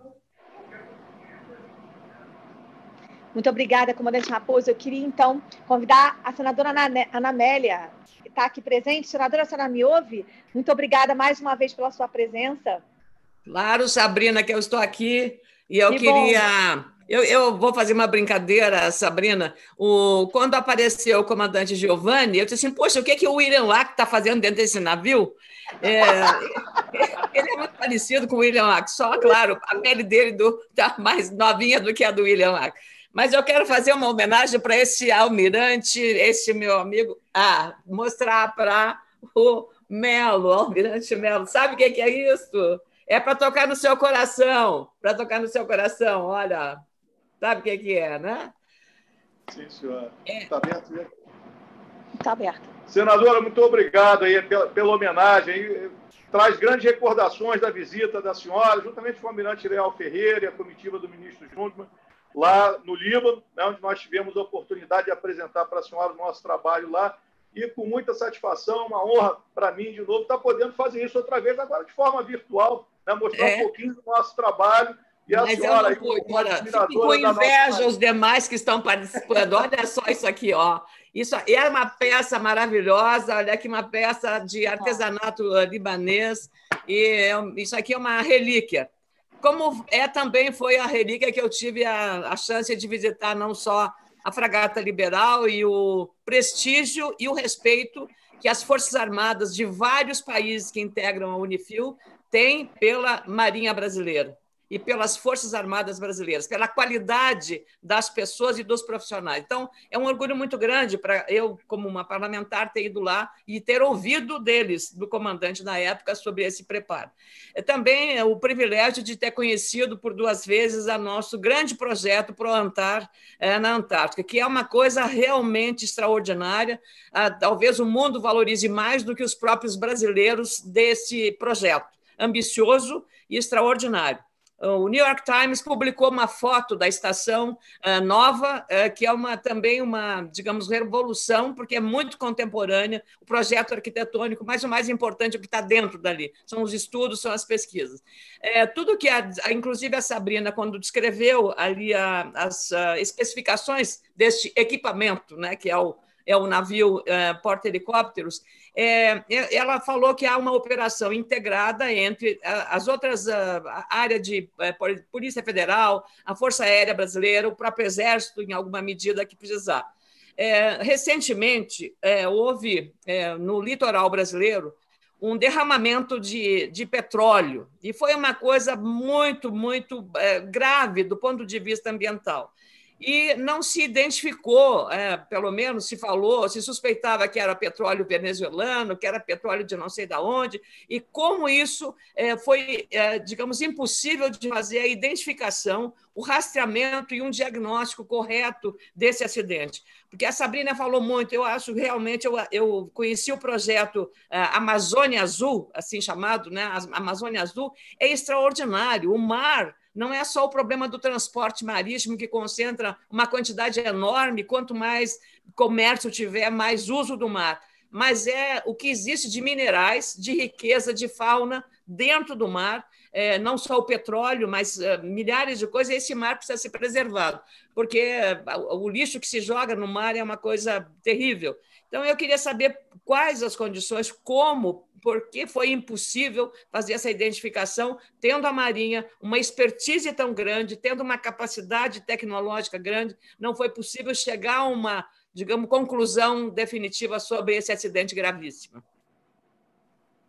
Almirante, você gostaria? Eu posso. Por favor. Senadora, obrigada, senadora. Senadora, boa tarde mais uma vez.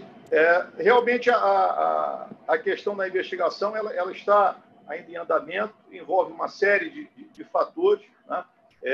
Dificuldades ali. Não é a nossa área aqui, eu até vou me restringir a expandir os comentários, por não se tratar realmente de uma área a afetar a esquadra em si. A esquadra participou do monitoramento, né? do combate aos efeitos em que as nossas praias todas do Nordeste assistiram. Por não, chefe. Almirante Ilks, comandante da Marinha, aqui nos prestigiando. Por favor, almirante, fique à vontade para introduzir-se no nosso debate. Almirante, o senhor nos ouve? Sim, senhor. Almirante Ilks, o som do senhor está cortado. O nosso som? Não, do Wilkes. Não, o melhorou? som do Almirante Ilks. Agora está aberto, Wilkes. Ok. Por favor, Almirante. Obrigado. Essa pergunta é muito oportuna, porque a mídia vem falando, comentando esse tema, Primeiro, eu queria afirmar à nossa querida senadora Ana Amélia que o petróleo foi identificado como venezuelano. É positivo venezuelano, o que não quer dizer que haja participação da Venezuela no episódio. O transporte desse petróleo foi efetuado, pelo que nós já investigamos, por navios mercantes transportando petróleo para atendimento do tráfego marítimo normal. A relação, melhor dizendo, a investigação em curso é extremamente difícil e complexa. Para a senhora ter uma ideia, nós tivemos que fazer uma retrospectiva de quase 1 mês e meio em modelagem matemática inexistente.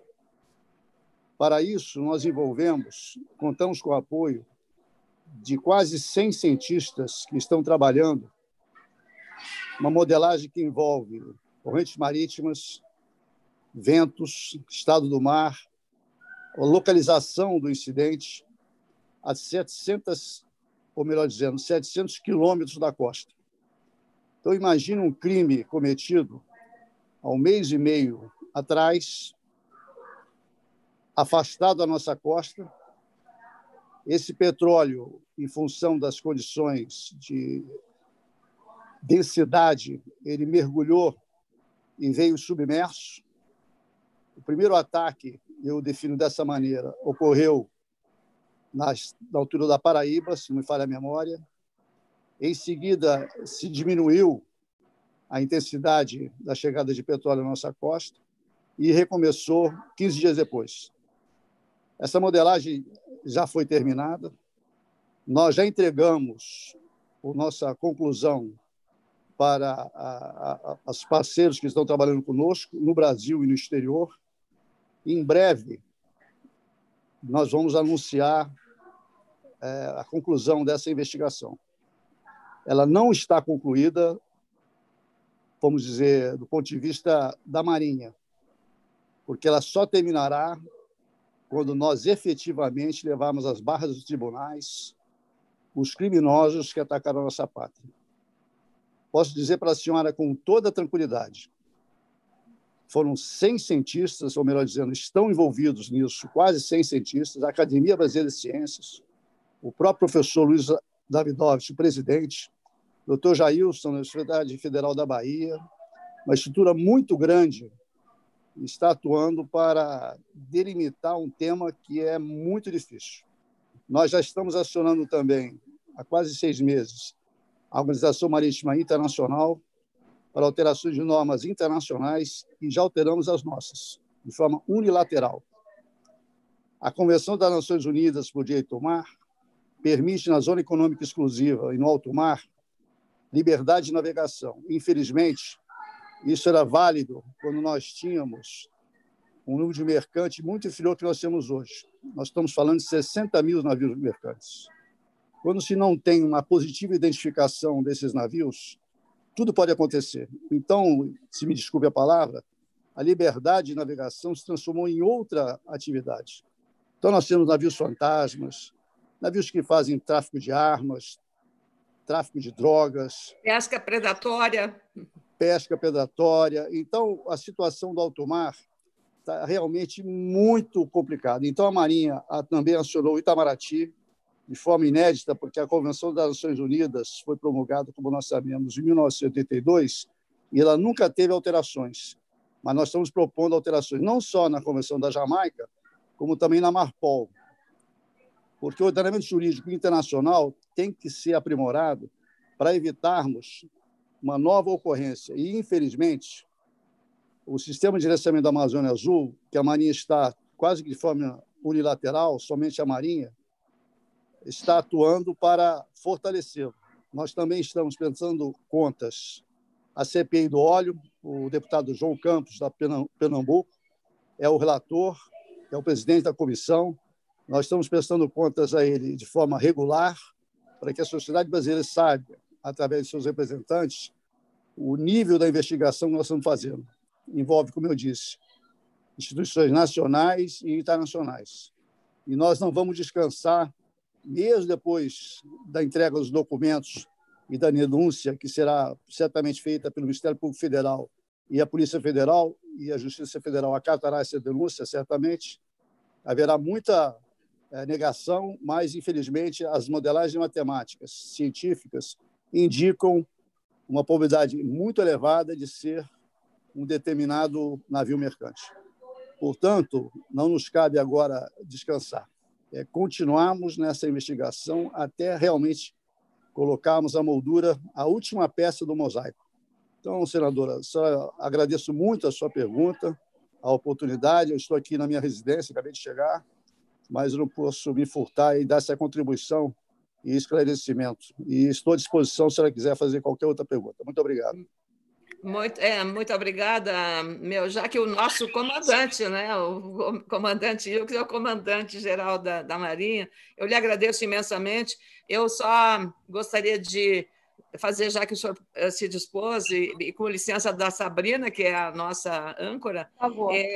Se o senhor tivesse que explicar para parlamentares que não têm nenhum conhecimento da relevância da área de defesa, especialmente do trabalho da Marinha, explicar para eles por que é importante fazer orçamento e não deixar o orçamento modificar a cada ano para assegurar o recurso para os investimentos da Marinha. Senadora, o primeiro ponto que nós estamos fazendo no âmbito da Marinha, seguindo já uma cadência que vinha da época do almirante Léo Ferreira, com quem eu aproveito para dar uma saudação, e eu vi também a Cris ali, um abraço a ela, é transformar os documentos nossos, que eram secretos, reservados, etc., em ostensivos. Isso nós já estamos fazendo. O próprio ministro também fez, a Política de Defesa Nacional, a Estratégia de Defesa Nacional, o Livro Branco, mas nós, então, estamos, em breve, divulgando claramente o plano estratégico da Marinha. E esse plano não tem nada de secreto, pelo contrário, a sociedade brasileira participou na sua elaboração. A Academia Brasileira de Ciências, a equipe da Escola de Guerra Naval, a Academia Brasileira de Letras, formadores de opinião que nos ajudaram muito a fazer esse documento. O plano estratégico, então, vai ser divulgado a todos. Um dos itens, um dos capítulos, melhor dizendo, do plano, são as ameaças. O brasileiro parece que vive numa ilha de pacifismos. É como se nós não estivéssemos num planeta onde existe terremoto, onde existe contrabando, não existem situações difíceis de conflitos entre estados, questões religiosas, questões ambientais, só mencionou a pesca predatória, e nós estamos já acompanhando, monitorando deslocamentos de flotilhas enormes, dirigindo a região de São Pedro, São Paulo, Trindade e Martin Reis. Então, essas ameaças, nós temos que transformá-las com muita nitidez para a sociedade brasileira. Porque quando nós colocamos isso em nível secreto, evidentemente, quem não conhece o assunto faz comentários no mais absurdos, como se o Brasil não tivesse um tráfico de drogas que está dividido no nosso país em segmentos de grandes organizações criminosas, usando as hidrovias, por exemplo, da Amazônia, do Pantanal, o garimpo ilegal colocando mercúrio em nossos rios, contaminando a nossa fauna, a nossa flora e, em consequência, também nossos familiares, nossos concidadãos.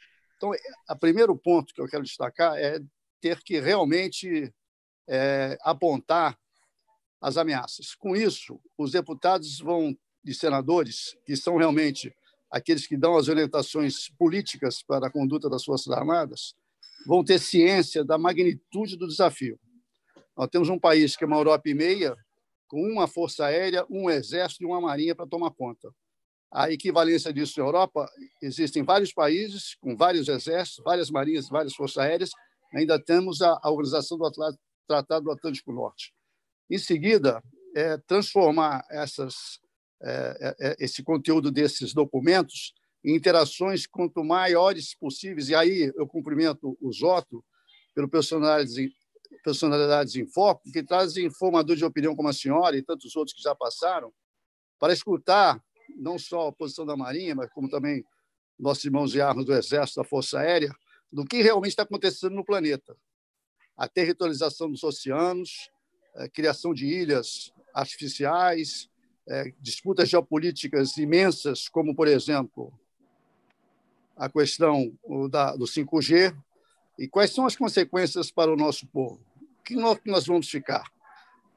Os eixos de comércio se movimentando, a tecnologia retirando cidadãos brasileiros das suas oportunidades de trabalho, enfim, conflitos sociais, religiosos, que devem ser pautados de forma a preservar os nossos interesses. Então, eu acho que a partir dessa divulgação, dessa maior interação, nós vamos ter condições de mostrar a importância das Amazônias, do espaço aéreo brasileiro e da dimensão desse país. Nós não podemos ficar em um planeta de provas e expiações, onde existem o mal ainda predomina, com um pacifismo, vamos dizer assim, unilateral e irresponsável. Como se disse há pouco um ex-ministro, é quase que um suicídio inconsciente. Então, é mais ou menos esse o caminho que nós estamos percorrendo e vamos interagir certamente em breve no Congresso Nacional, estamos prontos para isso, com toda a clareza, aqui em direito, transmitir as nossas informações.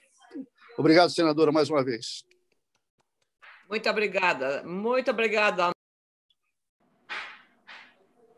Obrigada, senadora Amélia. Obrigada, Almirante Ilques, pela intervenção oportuna e que nos deixou muito felizes. Eu queria, então, agora convidar o nosso líder, Paulo Zótolo, não sem antes pedir a licença do Almirante Liseu e agradecer novamente o convite, a honra de ter estado aqui do lado do Almirante Mello, do comandante Giovani, nessa live de hoje. Por favor, Zótolo.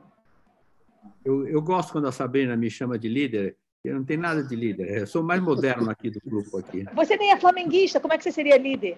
Não, eu sou, na verdade eu sou... Opa! Desculpa. Meu chefe não é flamenguista, não posso falar. Eu sou flamenguista, sim.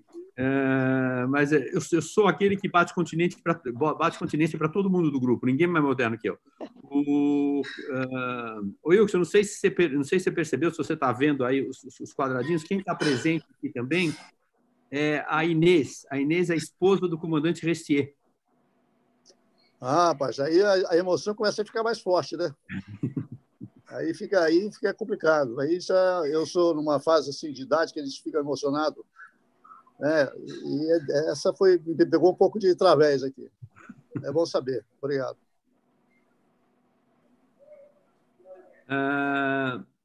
Eu queria também agradecer a presença do ministro Furlan, que está presente, e queria agradecer ao Mello, agradecer ao Giovani, à tripulação do Atlântico. Eu sei que deu problema com os modems, mas eu acho que isso daí absolutamente não tirou o brilho da apresentação de hoje. E antes de passar a palavra final ao Giovani e ao Almirante Mello, eu queria passar a palavra final de despedida ao Almirante Léo Ferreira, para se despedir em nome do grupo. Mais uma vez, em nome de todo o grupo, de toda a assistência, hoje foi bastante gente, eu estive vendo mais de 450 pessoas nos três, Poder 360 estava transmitindo, o YouTube também tinha um site, e nós aqui pelo Zoom. Então, foi bastante gente. Eu gostaria, muito especialmente, além de agradecer ao Mello e ao Giovani, pelo empenho, pela dedicação da tripulação. Aliás, não era de se esperar outra coisa. A gente, conhecendo vocês, saberia que sairia tudo com o máximo empenho e o máximo... exatamente, uma dedicação, e realmente foi muito esclarecedor. Eu acho que para nós todos, a despeito das dificuldades de transmissão natural na gaiola que o Mello colocou aí, fica difícil às vezes transmitir, não quis tirar, mas tudo bem. Mas especialmente gostaria de agradecer ao nosso comandante pela intervenção, pela presença. Eu acho que foi muito esclarecedor. Aí, mais uma vez, realmente a pergunta foi uma pergunta profunda da senadora e a resposta foi bem à altura. Então, muito obrigado pela sua presença. Eu acho que foi um prestígio enorme para o grupo, além de toda essa assistência, que eu já citei alguns nomes e outros que eu não deixei, mas fica aqui o cumprimento, mas muito especialmente o prestígio que você nos empresta hoje, estando aqui assistindo ao Atlântico, e peço, em seu nome, cumprimentar a todo mundo que esteve envolvido nesse exercício de hoje, nessa demonstração de hoje. Muito obrigado ao Mello, muito obrigado ao Giovani. Obrigado a Sabrina, que está aí no mar, né, junto com o Giovanni, ao Liseu, que também teve a ideia, que organizou, ajudou a organizar, e a todos os assistentes que prestigiaram esse evento que é tão importante para nós, o orgulho nosso, o orgulho do Brasil, que é a nossa Marinha. Ok? Um bom fim de semana para todos, e eu agora passo a palavra para que o Giovanni, o Melo, não sei se o Wilkes quer falar alguma coisa de despedida, mas com certeza o Giovanni e o Melo vão falar alguma coisa. Eu gostaria de agradecer essa oportunidade de mostrar um pouco do porta-helicópteros Atlânticos. E eu espero que essas falhas no molde mantenham ainda a curiosidade das pessoas em vir visitar o navio. E assim que terminarmos esse problema da pandemia, o navio estará aberto novamente para que as pessoas possam vir visitar e matar as suas curiosidades. Eu espero que recebê-los em breve aqui e agradeço mais uma vez por essa oportunidade de apresentar o trabalho que nós realizamos a bordo. Uma boa tarde a todos. Sabrina, com licença, Sabrina. Por favor, fique à vontade, Almirante. Muito obrigado. Então, eu também quero agradecer ao Paulo Zótolo, meu companheiro de camarote nos idos da Escola Naval, essa iniciativa brilhante, o segundo melhor flat da história das marinhas do mundo inteiro, CT Piauí. O primeiro é o Maranhão, o USS Shields DD 596. Aliás, esse Shields, o 596, deu origem a esse filme que os senhores estão vendo aí, do Greyhound. Ele que é a origem do filme. Pode ver a história do Tom Hanks, que finalmente Tom Hanks, o grande ator, conseguiu atingir a perfeição. Ele fez primeiro um soldado, né? Depois ele fez o capitão do exército, e agora, perfect. Não precisa mais ser aprimorado. Né? Mas, brincadeiras à parte, eu quero agradecer realmente ao Zótolo essa iniciativa e brilhante aí do nosso amigo Liseu, da inclusão do capitão da esquadra. Eu só pedi para fazer essa intervenção porque hoje eu estava finalizando minhas atividades no gabinete e o almirante Alípio passou pelo gabinete ali, Rio, e para participar da prontificação do navio e ter uma visão noturna, como os senhores viram, o comandante Giovanni mencionou. E eu falei, hoje pela manhã eu passei, vindo para trabalhar de lancha, eu vi a Barroso fundeada. Quase que eu fui tomar café da manhã, mas ela já estava com o ferro em cima e manobras de suspender não deu. E eu estava já naquela de... Eu disse ao Alípio, nós vamos visitar o Atlântico agora. E nós fomos lá. É impressionante como nós saímos dessas visitas muito mais revigorados do que entramos. É um privilégio muito grande. Eu até propus lá alguns capitães-tenentes, né? A gente trocava de função, ele andava de lancha, com dor nas costas, etc. E eu ficava lá no COC do Atlântico. Eu mando um abraço a todos, do nosso capitão da esquadra. Realmente é um esforço muito grande para fazer uma apresentação, ainda mais regressando de uma comissão tão importante como foi realizada. O Bravo Zulu ao Atlântico e também essas oportunidades para rever amigos. Estou vendo aqui o Jaime, o Liseu. É um privilégio muito grande mandar um abraço a todos. Boa noite. Obrigado aí pela sessão da palavra. Obrigada, Almirante Wilkes, mais uma vez. Almirante, por favor, Almirante Melo. Bom, uma boa tarde a todos, mais uma vez. A Sabrina me colocou agora numa saia justa aqui, porque depois do Almirante Melo Ferreira, depois do Almirante Wilkes, eu descumpri o protocolo aqui, falar depois dos senhores, mas é uma satisfação imensa para nós tê-los a bordo, né? Virtualmente, com as dificuldades que ocorreram, mas tê-los a bordo aqui, isso é importante. E o marinheiro, ele mostra o navio não só como alguém que mostra o seu local de trabalho, ele mostra a sua casa, né? Então, hoje nós abrimos a nossa casa para as senhoras e os senhores e é uma satisfação imensa rever os amigos que estão acompanhando a gente aqui, ver os novos amigos, né, que estão acompanhando, interessados, vendo os assuntos da nossa Marinha, os assuntos das nossas Forças Armadas, o nível das perguntas, as preocupações que foram externadas nessas perguntas. Então, isso só nos motiva a perseguir ainda mais as nossas metas, a conseguirmos manter a prontidão dos nossos meios, para fazer jus a toda essa confiança e essa expectativa que a sociedade brasileira tem na sua esquadra. E a esquadra, invicta como sempre, nunca vai decepcionar essa sociedade. Muito obrigado a todos. Aí um bom dia, um bom final de semana. Obrigado por estarem na nossa casa nesse período. Eu queria que todos abrissem seus microfones e para oferecermos uma salva de palmas para todos esses marinheiros aqui presentes e que proporcionaram isso tudo para a gente.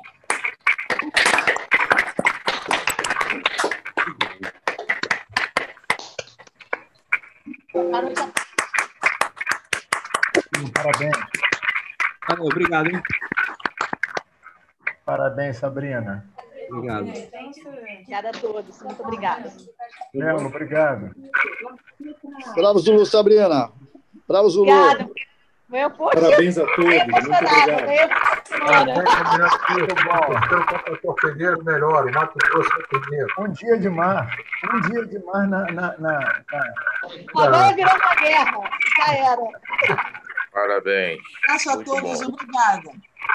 Gostei. O terceiro contratou o Peneiro mais eficiente.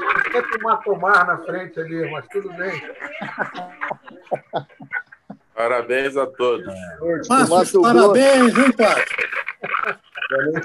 Obrigado, Almirante. Obrigado. Muito obrigado. Parabéns a todos. Se você me permite, eu gostaria, em nome dos Marinhos do 2º Distrito Naval de Salvador, agradecer essa oportunidade.